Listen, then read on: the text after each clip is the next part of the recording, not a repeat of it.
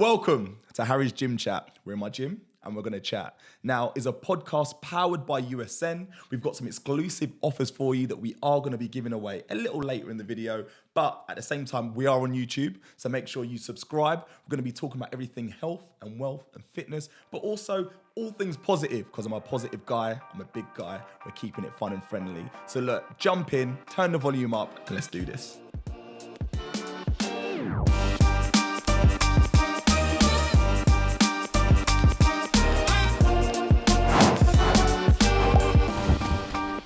What's happening, people? Welcome. Harry AA here, your GB 100 meter sprinter. And sat opposite me, I have an absolute unit. He's pretty quick. He's a quick guy. We're talking 50 caps for England. He's a very, very useful player in terms of the rugby scene. We're talking about rugby union. Anthony Watson, what are you saying, bro? I'm good, man. How are you? Yeah, I'm good. Thanks for coming on, man. I mean, there's so many accolades that I can touch on as well, because you World Cup finalist. Unfortunately, yeah. I'd like that to be World Cup winner. Of course, man, but come on, just let's start at the highs, at the peaks, yeah. That's the creme de la creme, right? Yeah, it was mad. It was, I don't know, bro. It's a weird one. It's like a bittersweet experience, because it was sick going out there, going to Japan, experiencing the whole thing, especially given 2015 was obviously awful, bro. Getting knocked out in your home World Cup at home, bro. It's not something you want to feel, nah, yeah. Especially we had to play Uruguay in a dead rubber after we'd been knocked out at the Etihad, and it was just the weirdest week ever, bro. Everyone's on us and we've got to play Uruguay, and it was just no disrespect to Uruguay, but it was just how are we getting up for this game? Damn.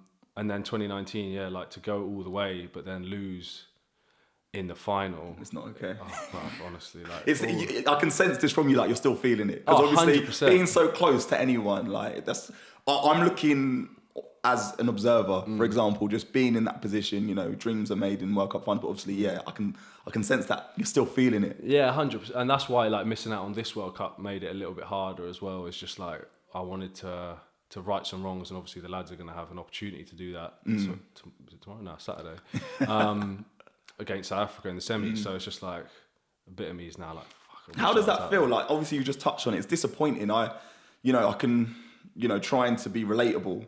I remember going to Olympics in 2008 for myself, 100 meters, 4x1, whatever. And I took it for granted, because the next 4 years I thought, yeah, I'm going to be at London. Everything's going to be good. And I went to European Champs, finished fourth, tore my hamstring 3 weeks before. And you were in that literal position, right? Just a few weeks before. Yeah, it's mad. And you touch on a point there, as in thinking it's all just going to unfold again. I had the same thing when I was young, getting to the Prem final. And we were the best attacking team in the league that year with Bath, and then we get to the final and we lose to Saracens, and everyone was mad, disappointed, obviously. But I was a bit yeah, obviously it's rubbish, but we're going to be back there next year. It's not a problem. Next thing it takes me another 6 years to get to another semi, and I ain't been to a final since. So it's just you as much as it's a cliche, you've got to take those opportunities when they're right in front of you, and it's hard to verbalize it to people who haven't experienced that, but bro, they can just come and go so quick. So is that something that you're trying to do, in these team environments, when you are in a team where you're trying to let because you're an elder statesman now, isn't it? Do you know what I mean? You've been around, you're experienced enough to be able to pass on that knowledge. Is that something that's, you're entering that role as a bit of I don't want to say mentor, but someone that people can look up to, lead, and get some experience from? I think a little bit. I mean, one thing that I'm pretty conscious of is just being myself, bro. Because you've got guys who are leaders naturally, who are good at talking and getting everyone up for games, and I'm some guys are saliva and falling out their mouth and that before a game, and I'm just frothing, ready to go, and I'm just chilling. So I can't be that guy who's going to hype everyone up before a game. It's not me. So I just try and do what I can in the week to help boys, whether they need to relax or whatever. That's the type of role that I'll try and... I obviously can't really understand how such a team would work with so many individuals. Obviously, I get a 4x1, right? But if you give us an understanding of what's the hierarchy like? So obviously, you can talk about the England setup, for example. When you've had people come in and out, because the squad will change over time. But is there always that person that's hype? Is there always that person that's aggressive? And like you just said, you might be leading in a different way with your calmness. Is that always something that seems to be the case? In terms of what certain people fill in certain Yeah. roles. Yeah, I mean, I think we're lucky at England that we've got quite a few lads who are that way inclined, as in like they'll always get boys up for games. Like Owen Farrell, for example, is always going to be that guy. Yeah. Like, he's just the way he talks is like Energy. yeah, it's like he's fucking leading out Sparta, bro. It's like then you've got guys like Genji and Sink who are also aggressive and like, you know, they're probably Genji talks a fair bit, but Sink leads with his actions and like and stuff like that. But there's a good group of guys there who know what they do, but more importantly, I think they're just themselves. Like Courtney Laws is a good example. Like, he's not a guy who's gonna like ramp up the lads mad. Like he's very much like, bro, I'm just gonna be myself and that's it. Like obviously, if I'm a captain, I'll do what I need to do, but I'll do it by being myself. And I think that's important because you get given a captain's role and you can flip the script, bro, and turn into a different bloke, and everyone sees that and they're like, bro, what are you doing? That's such a good point because I've seen that in a few individuals myself. The moment certain people feel like they need to take on a role, it's sort of like you're not staying true to yourself, right? And can you sniff out weakness in group environments? Oh yeah, you can see that. Bro. Yeah, you can see it a mile off. You can see unauthenticity, in my opinion, a mile off. Yeah. When people change up, I'm just like, I know what you're trying to do, but just you can do things. You can't fool me though. Yeah. I'm just like, come on, man. It doesn't work. Yeah. So like, obviously, look, we talk about one aspect of the sport, and it's obviously you've spoken about such highs of being in a World Cup final and like still feeling that, but you have had some successes. Like, you know, we look at the Six Nations, you've won that 3 times, right? Yeah, I think so. Yeah. So in those sort of environments, it's just such a historical, you know, sort of competition. What's that sort of feeling like on the flip side? Yeah. They're all very different examples. Like, for example, one of them was a Grand Slam, which was unreal, bro. Like, that was probably the highlight of my rugby career, to be honest. Yeah. Because it was like, it was in 2016. It was after what happened in 2015, like directly after. Fair, okay. And it was pretty much the identical same group of players. And we went out. No one expected us to win it. Everyone was writing us off like, look at these shambolic blokes who just got knocked out of a home World Cup. Yeah. They're not going to go win in the Six Nations. And then we went and did the Grand Slam. It was just like us against the world. And I felt like that was sick. But then when we won it the time after that, it was like we were on for a Grand Slam and then we lost to Ireland in the last game. And that's a bit of a weird one because it's like, yeah, we still won, but we were so close to doing something amazing again and we didn't do that. But it was just like, and then the last one was even weirder because it was like, bro, it was in the middle of COVID. So like we played the first 3 games and then there was a massive COVID break and then 2 more games with no fans, and then we're all celebrating because another team lost that made us win, and that was just like, this is just weird. Yeah, like, it doesn't have the same. Oh man. Yeah, but it seems like obviously having such a high and then the next 2 following with differences can put that into perspective. Yeah. But do you think that you celebrate success enough? Probably not. Yeah, I feel like it's such a British thing though, because we're always looking at what we did, and I don't know how to describe it. I look at the Americans and I look at American sports or even F1, and they're always ready to celebrate any victory, always ready to celebrate any milestone. Like, looking back, what more would you have celebrated if that was the case?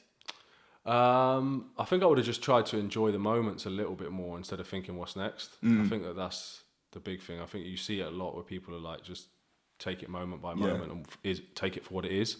I was very much like, we won the Six Nations, we won the Grand Slam, all right, cool, now let's go beat Australia. We did that, to be fair, and then it was like, oh cool, let's win the Grand Slam again, and we couldn't do that. So it puts a downer on something that shouldn't have been a downer.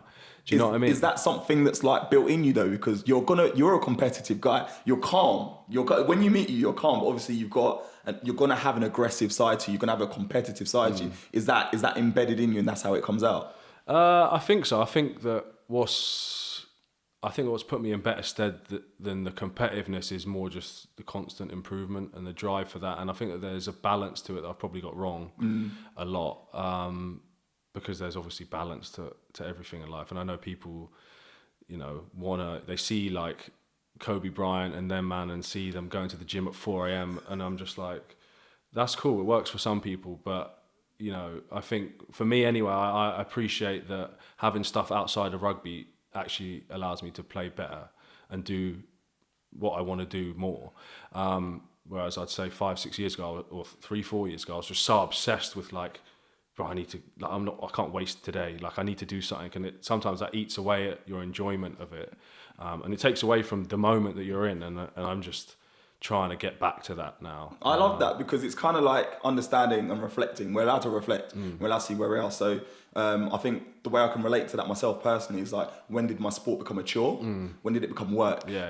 And there goes to a point where you're obsessed with it because you're enjoying it, and then you become obsessed, and then it becomes work, and then it becomes sort of like a burden at a certain point. Would you say that you went through that sort of trend? Yeah, 100%. It's only recently, mate, where it's just like, and I've worked with quite a few psychologists on it. Love that. And it's like, you know, when you start using words like, oh, I have to do this, like I have to go get in the ice bath for 10 minutes, that's when it's like, well, do you really have to do that? Or do you want to do it? Like, and that's a very fine line that you've got to try and figure out. I love that because it's deep. It's deep. Like the terminology, the sense of like literally that action is being actioned by what? Because of the expectation, the pressures, or because you think you should, as opposed to what's good for you, right? And identifying where you are as an individual. Is there a way that you sort of would have looked at? I mean, you've had your fair share of injuries. Obviously, one that's kept you out of the World Cup now. When you look at those aspects of things, what is it? How would you have dealt with those looking back now with this mentality? I think, to be fair, it helped me a lot with the Achilles one, because that one was like, it kind of was do or die, to be fair, after I ruptured the second time. So it was like, bro, if you don't throw everything at this, like, this could be the end, and you don't want it to be the end because of you slacking. So that one, it helped. I think with the ACL, it was definitely a balance that I managed to get, which was like, when you're working, but you can't neglect the mental side of doing what you want to do, because 9 months is a long time just to be all you're thinking about is my knee. And also when you think about an injury and every action you're doing is concentrated around knee, you get hypersensitive, don't you, around like the injury, and like, oh my God, this is going to hurt my knee. Oh, can I feel it? There's nothing worse. Literally, for anyone that hasn't had like a major injury out there, for someone, they don't understand the concept of kinesthetic feedback. You could literally have, you know, a fly land on your knee whilst you're sleeping. You're like, whoa, what the hell was that? And it feels like the biggest earthquake. And you're panicking. Like, even to you, remember when I did my hamstring, bro? That's the thing with me. When I have a niggle, like, I go through this period, bro, before I've had a scan, where I'm like, oh my God. Is the worst. Yeah, and I'm like, oh my days, I need to message everyone who's had a hamstring issue. Like, see what their grade was and see how long it took them. And I swear, I've done it to you. I've done it to every athlete in my phone book, probably. Market research. Yeah, 100%. Like, I'm online looking at papers and that, and I'm just like, don't know, bro. There's a balance, and I get it wrong. When your body is your tool, people don't recognise that. It's such a mind-boggling game. Like, as you mentioned, I've had I've got three stress fractures in my back to this day that don't heal. So obviously, I was in a back brace after winning World Youth, World Juniors, all these sorts of things. And like you said, it's such an isolated time. I mean, you kind of know me and my energy. For me, I'm just a positive, outgoing guy. But equally, I can crumble in those moments. So I find that, would you say that during those hard times, like you said, you've come out of it better? Were there any other people, like family, that were sort of like fixed points in that? Or was it balance that allowed you just to go away and live your life, or what? Yeah, 100%. Like, family was massive through the injuries, because one thing that's huge is that people disappear pretty quick, bro. When you're out the scene for a little bit, bro, you realise... Within the sport or... Both. Friendship circles? Both. Yeah? Both, yeah. Well, the sport is obvious, because like, you're not out there. So like, people aren't talking about you. You're not out there. But then there's also players, this is from my experience, there are players in the sport who just don't care about you no more. Mad. Like teammates, and it's just like, right, okay, I see where we're at now. Fair. Cool. Is that because it's a working relationship? Don't know. I thought I was cool with some of the people that disappeared, but you know, that's the way it is. But it makes you stronger? Yeah, 100%. Yeah. Well, I just think you know where you stand, and you know really who matters after stuff like that. Sounds a bit depressing, but do you know what I mean? It's not even, it's real. That's the way it is. But this is what it is. It's like the realism of sport is harsh, and that's what people need to recognise. When they're critiquing players, the England team at the minute, for some odd reason, they've made a semi-final, and the reception I'm getting is that it's a negative one. It's an easy road, or, you know, we should have, like, against Fiji, that I don't know, that I'm just getting negativity. Why are you going so hard on players that are going through these sorts of things? And this is what that needs to be sort of brought to light. It's not easy. I don't know what it is, mate. I think there's something to do with the media over here, because, and this is not me attacking the media, but there's some... Disclaimer, this is him not attacking the media. But I'm going to attack them. But like, there's just no working relationship. Like, bro, guys, especially in rugby, guys don't want to really be out there in rugby, because it's like, the media is going to build them up, and the first thing they want to do when you've been built up is shoot you down as quickly as possible. Okay. And I think that's a very English thing to do. Massively English thing. Like, I was born and raised, obviously, I see you've got some melanin in you. I am obviously brown of colour.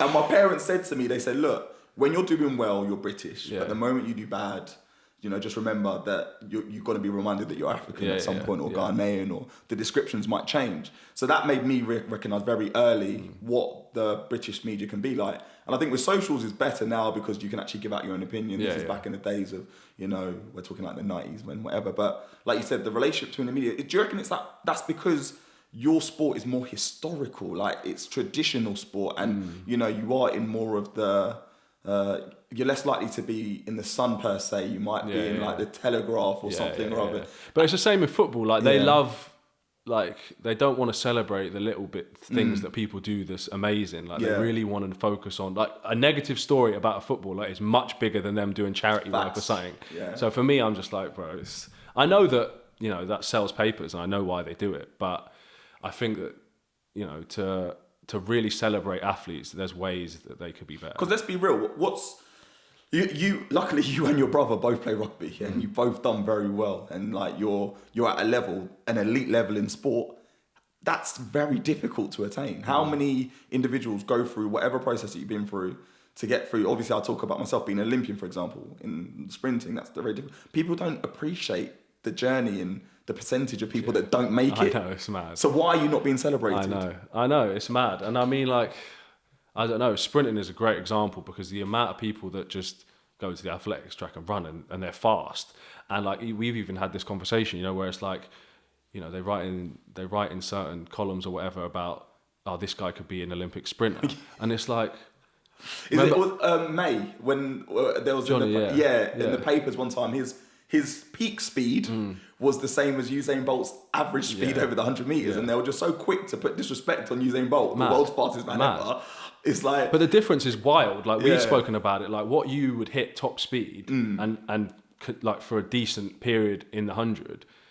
Like compared to the peak of a rugby player, bro, you're beating us by 20 meters. Do you know what I mean? Can I put a disclaimer at this? This guy's fast, yeah, but he's actually made a point of upping his game, working with some very good sprint coaches and making a point of, you know, improving your trade, right? But that's giving you the knowledge and the understanding as to what other sports do. Yeah. That's an elite athlete. That's what elite athletes do. They want to learn. Yeah. I think you can't take something away from a sport without actually understanding it, and then all you want to do is respect it, right? Yeah, 100%. Yeah, I think that people are quick to just use their eyes to gauge how fast someone is and say that they could be a sprinter. I think it's mad because I obviously couldn't step on a rugby pitch, try and, you know, go full throttle. I can't say the word, throttle. Yeah, you go. Full throttle. It's on next turbo when I did it. Harry speak English. So basically, I can't go that fast, you know, with my hips high, trying to hit the floor with my frequency. The moment someone comes and puts a finger on me, the way that I'm going to go sliding across the floor. I've got to learn how to get a lower center of gravity. I've got to learn how to hold the ball right. I've got to learn. There's so many differences. So that's where you can't compare the two, but you can learn from the two, right? So when you've done your sprint training, what's been the biggest thing that you've excelled at, and where would you say that your weakness? You didn't realise you had weaknesses? Yeah. Where were that? I think my acceleration is probably one of my stronger points. My top end speed is probably not where it should be at, considering where my acceleration is, if that makes sense. Like in correlation, they don't match up. And it's working on that transition, speed maintenance, 100%. all of those sort of aspects. Yeah. Have you enjoyed working on it? Oh, I love it, bro. Yeah. But I just love like the little improvements, and it can get, especially with sprinting, like the margins are so fine that like sometimes you can, well, for me anyway, you can get real obsessed. For me. No, I'm only saying that because I don't know if you, obviously your margins are even smaller. So small. But like, I don't know, bro, you can get obsessed with, you know, trying to get 0.01 meters per second faster, and then you can do it by accident. Yeah. And it's like, what? What did I do? Yeah, do you know what I mean? That's why it's so confusing. It's so funny, like dropping of the shoulders, a quick breath and relaxation through this point, thinking about striking the floor down as opposed to lifting up, trying to making sure that you're pressing through this point. It's all of it, and I find it's terminology that 100%. literally, because when you're coaching or being coached, I find that the wording, and that's where there's special coaches. You know, the wording that some people may use to help you understand something. 100%. How have you sort of dealt with how, like, you know, I'm going to understand you had a fair few different coaches in your life, but for your sporting career, which have been the best coaches in terms of helping you develop as a player? And then from a like technical perspective, where's the spectrum on that? I think from a technical perspective, the easiest way to talk about it is around the speed work, because I've spent a lot of time and worked with a fair few coaches on that that facet of the game, and it's so, like we've said, it's so minute that little things make a big difference. So I would say that I've luckily worked with Jonas, who's amazing, and big up Jonas. What he's so good at, in my opinion, is his ability to cue. Like, obviously, sometimes we work in like 3-to-1, so there's 3 athletes and just Jonas. And like, I'll use the example of me and JJ, Jonathan Joseph. Like, he would cue me in a very different way to JJ, and that's huge. Like, to be able to see that and cue someone that works for them and a different way for someone else is massive. And it's the same with a guy called Alan Murdoch, a speed coach in Bath, who used to work with Jonas. Like, their ability just to cue and get people and relate to what works for them, it makes a huge difference. In terms of rugby, the best coach I think who is related to me is probably between a guy called Mike Ford at Bath and Neil Hatley. Probably more on like a personable relationship, to be fair. And they allowed me just to go out there and just be like, bro, you just do your thing. Like, express yourself. Yeah, like Mike Ford used to say to me before we used to play, he used to say every day, oh, I'm paying to watch you play today. I'm like, bro, you're the coach, man. You didn't have to pay to get in here. But he allowed me to play with so much freedom. And for me, I was just like, bro, I love this. Like, there's there's consequences for mistakes, but I put that on myself. He doesn't care as long as I'm trying to do, you know, what I think is right. What when you look at yourself and through the sport as a young Anthony, like what skill set did you have that set you apart from others? Like, did you always have good hands? Were you always sort of able to think ahead of where you were? Were you able to plan a path? Like, where were you? Like, what was your skill trait back then?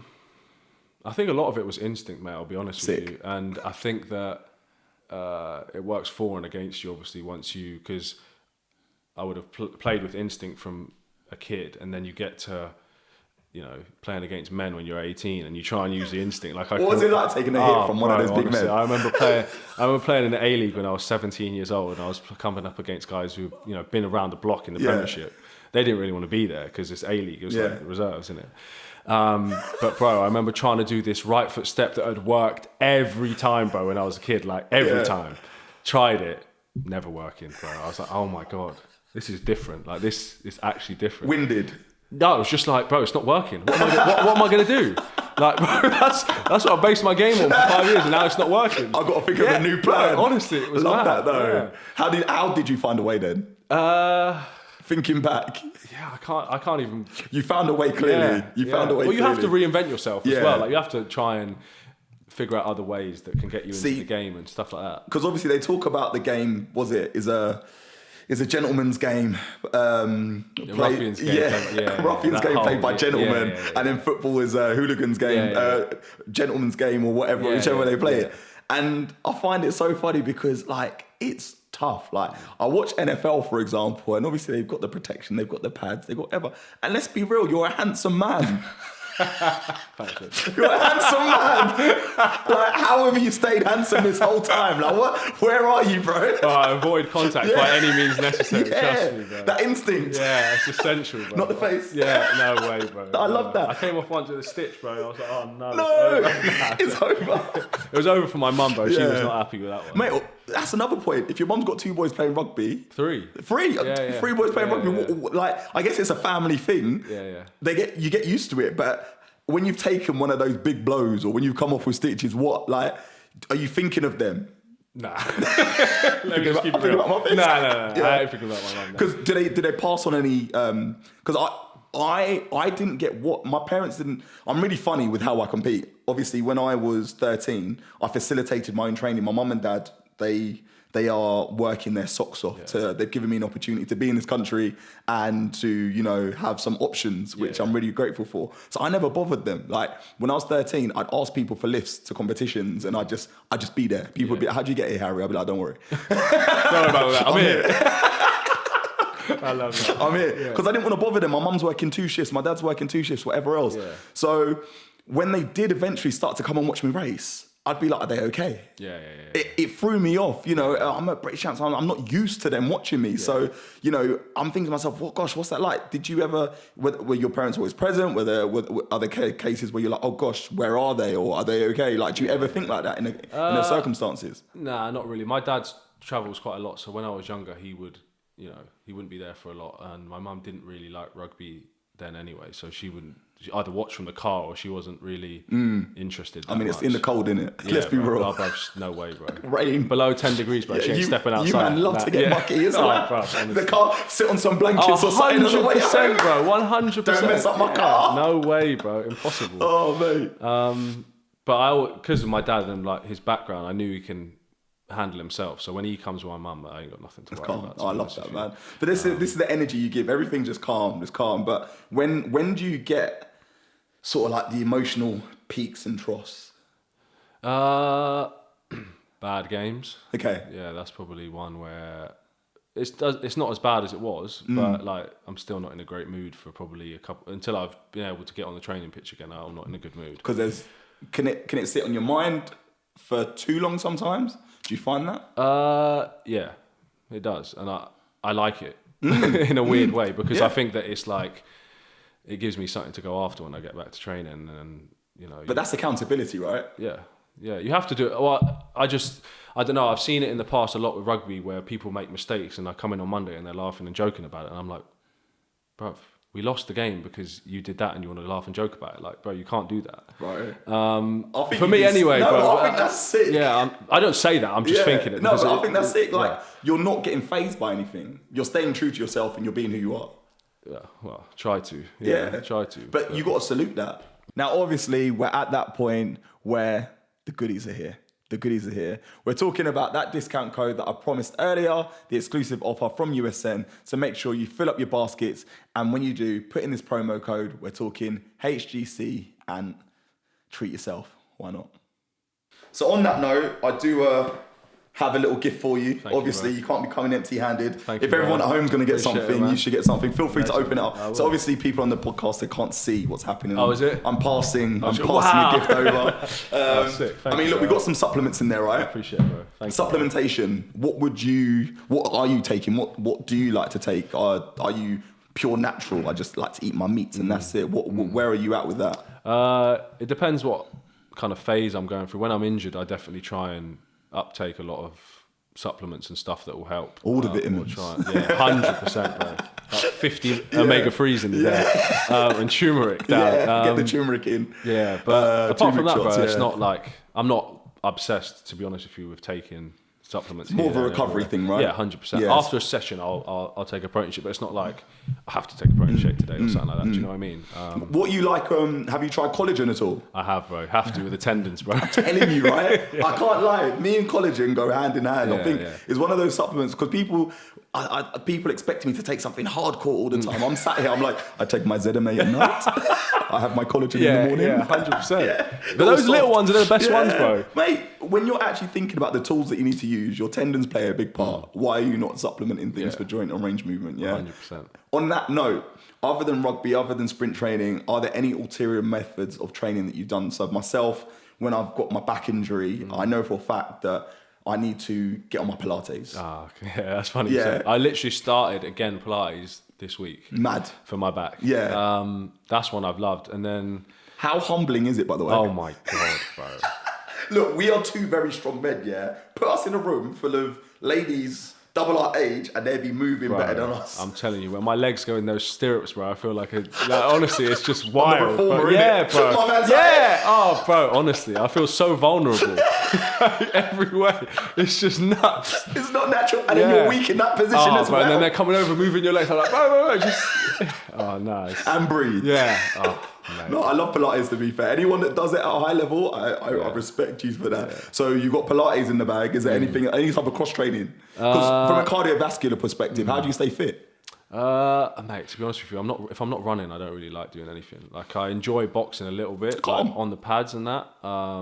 But outside of that, bro, I don't like sitting on a bike. Let's be real though. Fuck, you're 6'2"? Yeah. Yeah, maybe 6'3"? 6'2", yeah. I wish I was 6'3". Thank you, bro. I appreciate it. That's what you meant to be like. No, I'm 6'3", bro. I can't lie, bro. I can't lie. I'm sorry. But like, you're fast, you're muscular, you're athletic. You could have actually played any sport. Really and truly, you're athletic though.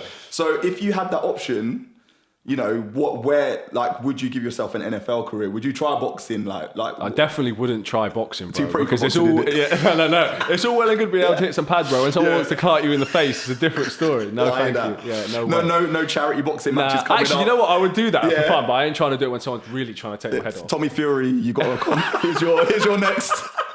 Let's get him in the ring with KSI or someone. He looks 30, bro. I ain't trying to fight him now. He's angry now. Yeah, bro. Nah. I'm not trying to fight him next. Nah. Maybe the one after that. Yeah, when he's calmed down a bit. Yeah. I hear that. So if you were to do any other sport, what would it be?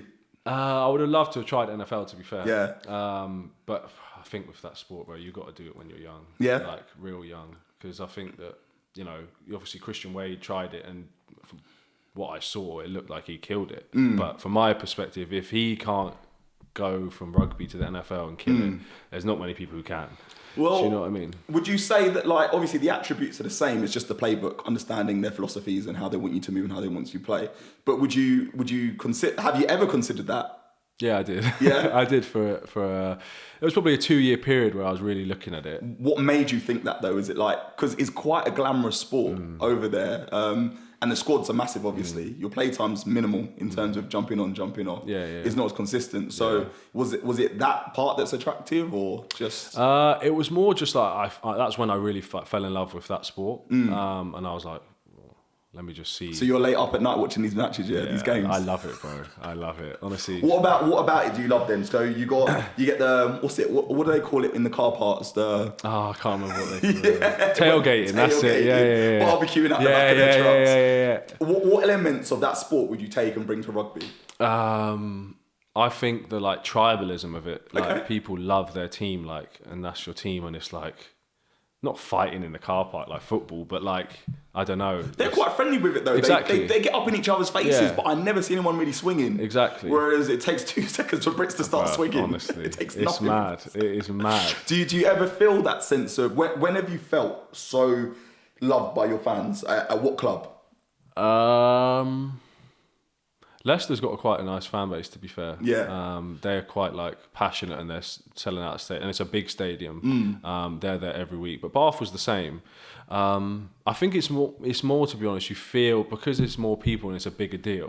When you play for England, it is more like, this is it. Yeah. And do you, like, one thing I would say about, you know, I feel like the England national team has much more of a fellowship. Yeah. Would you say? Yeah. When I look at football, for example, during the international break, you hear some people fall off, and then the nation rallies up for the international tournament. Whereas I feel like it's quite consistent throughout. But you guys stay quite close in touch with the England camp, right? In terms of what? Sorry. In terms of, like, you're always in like training camps. You're always in touch with. There's always some form of communication, if I'm correct. A little bit, yeah. It's quite like 6-week block, go back to your club, and then you might have like a mini camp and then back to your club, like that type of thing. It's not like we're always like every month we come together. It's very much like you're at your clubs and then you come meet up and then we got a game. But it seems more regularly than they might do in football, for example. Yeah, it might be.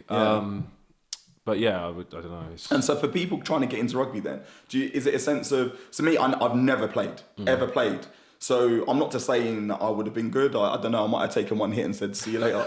I'm sure you would have been class, bro. Yeah, I mean, I've got some aggression in me, you know what I mean? I've got something to get out, but like you say, taking a hit's different. So where do you need to go? Like, what do you need to do? Like, how did you find that path? Because is it the case of being scouted, or is it the case of performing and then, you know, performing for some form of school level, college level?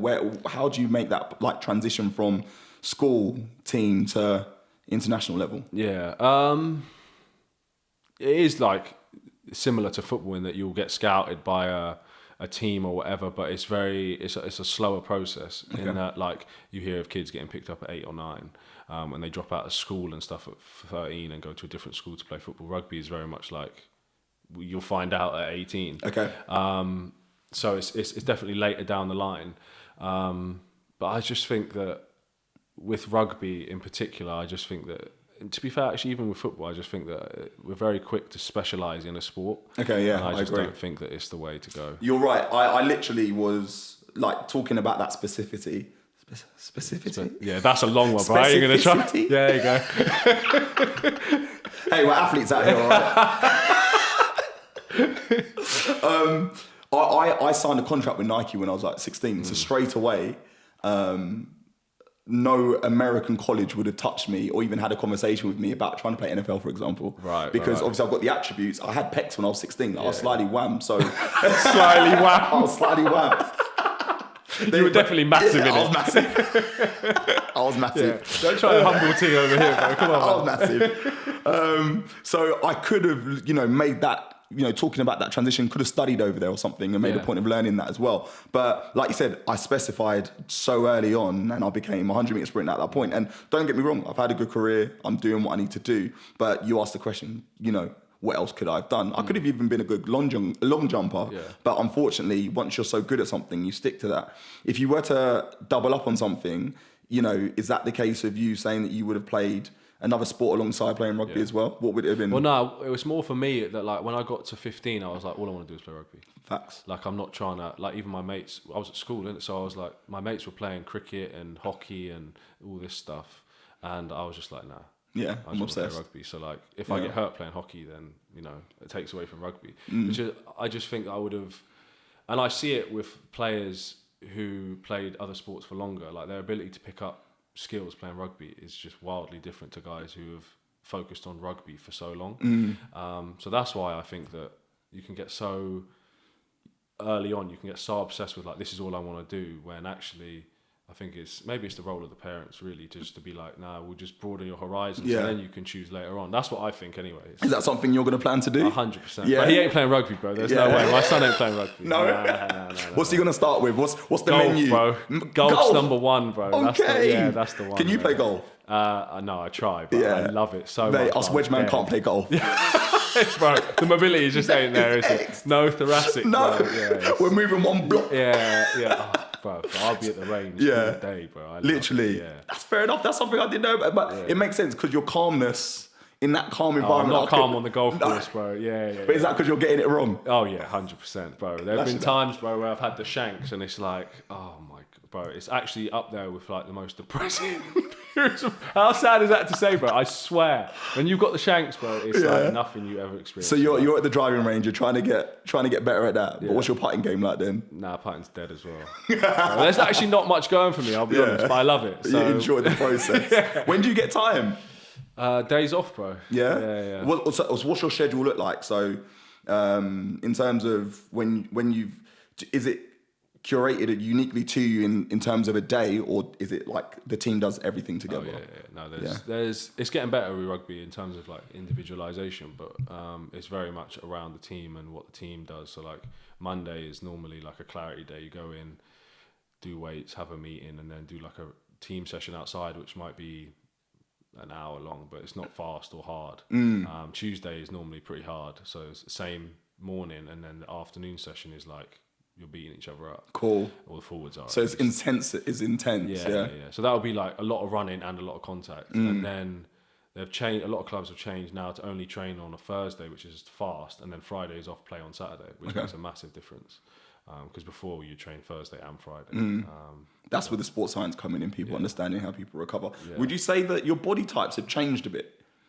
Throughout the years? Like, when I look back at some of the old rugby sort of content, I'll be sat on Question of Sport and I'm looking at, old videos of, Matt, for example, back in those days, mate, it's a different sport. They look so different. Yeah. Everyone looks sort of athletic now to the point across the whole board. There's no one that's slacking in any type of capacity. So you guys running more, you covering more ground.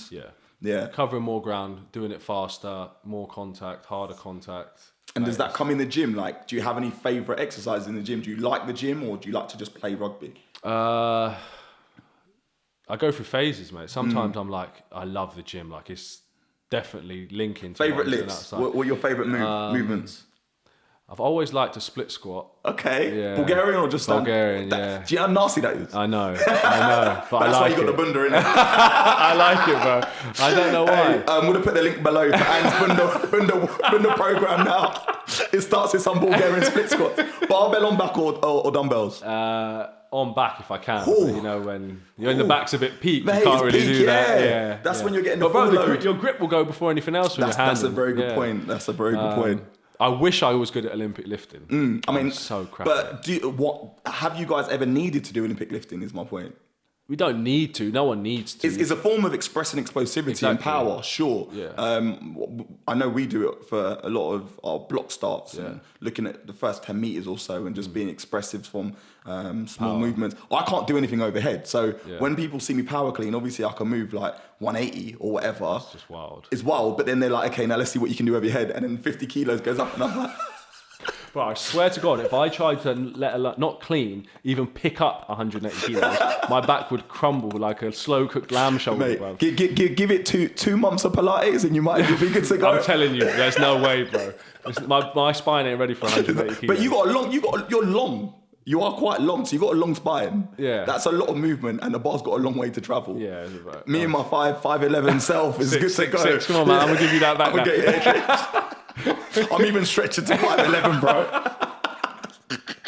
I love it because when people look at me, they're like, "Yeah, you must gym out." But again, it's specific to your sport, no. So, do you, like in your off season, do you just hit gym just for aesthetics? Like, is that something you do? I only hit gym in off season to make sure that when I come into pre-season, I'm not starting from zero. Yeah, again, like really and truly. That makes sense. There's obviously a part of it that I ain't trying to get fat. Yeah. So like, Can you? I reckon I can. I feel like you've got good genes. Like, do you know them people that just got good genes? Like, they're just good. I've never seen you look any other way. I reckon I could get fat, bro. Yeah, shall we make a challenge? Bro, I swear, if I couldn't run for like 5 months, I reckon that would be... What's the intake like? What are you eating? I don't know. I don't really... Do you cook? A little bit, not loads. Man's a little bit. What's your best dish? I need to know now. What's your best dish? I've recently started trying to cook a lot more, but I only try and cook food that I like eating. Okay. So like I try and make oxtail, I try and make jollof rice, that yeah? type of stuff. Yeah, I'm trying, Okay. bro. I'm trying. Bro, it's nowhere near my mum's. Basmati or what? Nah, long grain. Bro. Long grain, Yeah, obviously yeah. you're Nigerian. I knew that was coming. I did it with basmati once, and my little brother corned me for it, so I never again. Yeah. Like, no. Yeah. You gave up. He's like, what are you doing? Yeah. The thing is, you know, my mum will actually use both. Is it? Yeah, Oh, she does swear some down. next hybrided rice. I swear. Jollof wars put to bed. I bet you it slaps. Yeah, it slaps, man. Next time you come, next time you come. 100%. So when you're saying you're these are actually quite good dishes to cook, by the way. Like you're lowering it down, but my man's throwing jollof in there. That's not easy to cook. So if you're putting that away, do you eat a lot? Is that something like? Do you feel like you require a lot of food? Nah, I don't think I do. Just to run on it, or you just like eating? I do like eating. Is there sugar in there? Like, because bro, I love Haribo. Bro, I man. love sweets, bro. Yeah, it's I'm a down. problem. Yeah. It's a problem. Yeah, like Especially Haribo needs to sponsor me in it. Like, what's this? it's been a long time. I bet it's coming Like out. their whole tagline is "Kids and grown-ups love it so." Yeah. Come You're on, the grown-up, man. Exactly. So when you're talking sugar, can you bake? Nah. See, I like to bake. Is it? Yeah. Swear, like what? I'm like, we talk about being obsessed with stuff. So if I eat something, my mum taught me from young. If you, you know how your parents would be like, look, it's too expensive to go out and eat it. So if you want McDonald's, I've got McDonald's at home. I'll cook. Open the Tupperware. The Tupperware, the ice cream Tupperware that's not ice cream. It's jollof rice again. It's stew. yeah. There was always stew in the house. Yeah. But long story short. Do you know what's mad though about the stew, is when you're growing up, you're like, oh, bro, I can't eat stew again. No. And then when you go home, bro, I'm like, bro, where's the stew? Mom, where's the stew? Give me some. Rice and stew is such a staple in the house. And it fills you up. You feel good about it. My mom taught me that if you like something, learn how to make it. It's cheaper. Yeah. So like, I'd go to some bougie restaurants, and this is like maybe the youngster or African in me. I'd be like, excuse me, sorry, can I get the recipe for this, please? Trust me, I'll be like, can I get the recipe for this? My chocolate fondant, you know that one, the little cake where you pierce it and it.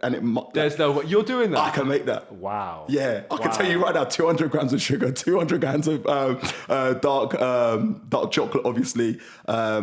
for this recipe, I need six eggs and then 6 egg yolks. Like I can literally just I add a little bit of vanilla extract in there, 200 grams of butter, mix it up. You're on job, isn't it? Flour, not self-raised. Bro, oh my I was on it. And then the problem is, they gave me a recipe that makes it for like 15 people. Sat in the kitchen. Man's eating 15 in one sitting. So when I make the batch, I have to invite people around to eat it. It's long. But that's what I'm saying. Like when like you talk about happiness, food is the key, right? So when you're talking about balance, how do you keep the happy and the professional? You got to eat at the right times, to be honest with you. I'm not the best one, mate. I'll be honest with you. No, but for like it's facts, right? Yeah. I try and be as good as I can, but at the end of the day, like, I haven't got fat yet. So things are working okay for now. I was like, I'm good right now. It's working for now. We're good to go. Yeah. No, I rate that though, but something we have to appreciate right now, my man's being honest. When we talk about happiness, what truly makes you happy outside sport? Just being around my family. Yeah. That network. Yeah, but it's not even just like my immediate family, like the missus and the little one. It's like going home and seeing my parents. Like, there's just nothing for me that can. Just being surrounded by them, nothing can compete with that to me. I hear that. When I walk into this, I've got an African household. Obviously, you can relate. And the energy. Yeah. It's. I don't know how to explain it because it lifts you up without lifting you, right? Yeah. And there's something about sitting with your siblings and just being able to chill. Yeah. Just chat rubbish. Yeah. Like, I'm pretty lucky though, to be honest, that like I've obviously, my dad's white and my mum's Nigerian. So like I've got a bit of the best of both in my opinion. You know, like when the African side of my family's round, bro, you know they're around from round the block. You can hear them. Yeah, 100%. And you can smell the food from round the block too. You're big now, eh? Yeah, 100%. I love them ones, and they dish you one of these, bro, little £20. Well, I'm 29 years old. Why are you still giving me money? It's okay, small. Yeah. And then obviously like my dad's side of the family is fairly local, so like being able to spend time with them as well it's cool, man. Yeah, that's what I enjoy the most. So look, looking into the future now, you've got. I don't even know where you kind of see yourself, but what is it that you want to work on, and like what is it that you sort of want to value more? I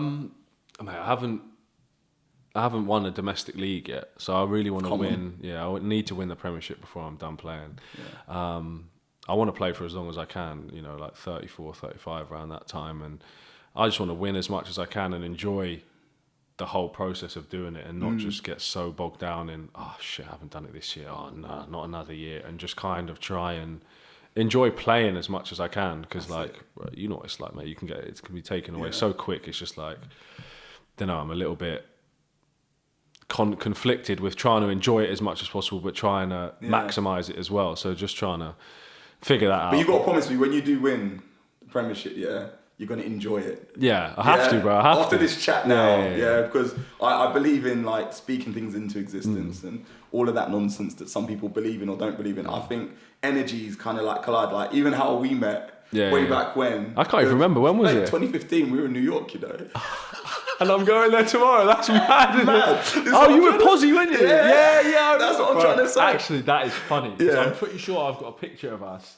and the gears we're wearing. Everything was tight. Bro. Super tight. Yeah. Everyone knew that we were British in America. 100%, bro. Yeah, with the V's and the flipping. Yeah, 100%. There's that picture of us outside, because I look at that and it's, like you said, random how everyone comes across, but we actually had a sick night. I don't want to say what we were drinking, because I know exactly where we were as well. I remember what we were drinking, because it was your boy Troy as well. Yeah. So this is what I'm saying, us athletes, we can collaborate in different ways, Yeah. Oh, but that's what I mean, energies collide in such a positive way, and I think like being able to, see someone like your journey, like when you've had your ups and downs, it kind of reinforces even someone like myself. Like I think I've got, because you're 92 innit? 94 birthday. Yeah. So I've got a fair few years on you. I've got 6 years on you. But like seeing like your ups and downs of injuries, I get those same sort of injuries. Like I had surgery on my hamstring, and I'm just like, I see people that come through certain things, and it's like you don't realise how much we lift each other up. 100%. You talk about going into your 30s and doing well. Bro, I'm 35 and I feel better than I did when I was 20. Is it? Yeah. See, that gives me, you're right, that gives me confidence. Do you know what I mean? Like, I'm still learning new tricks. I've got a new coach, but at the end of the day, it's just as good as you feel. But like the things that you're talking about, I'm excited for you because you're talking about balance and you're talking about happiness and trying to find where you push this and push that. And I remember being at that similar sort of point because track and field lacks in a lot of the way it gives back.